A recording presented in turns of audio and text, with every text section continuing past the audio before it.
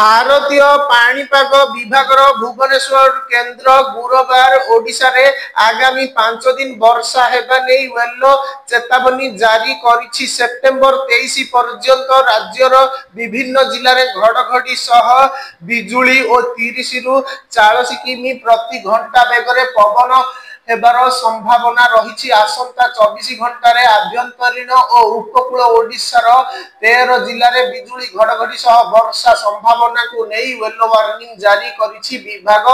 सेपटे पाणीपाग विशेषज्ञ कहिसंती वर्तमान राज्य उपरे कौनसी सिस्टम सक्रिय नहीं।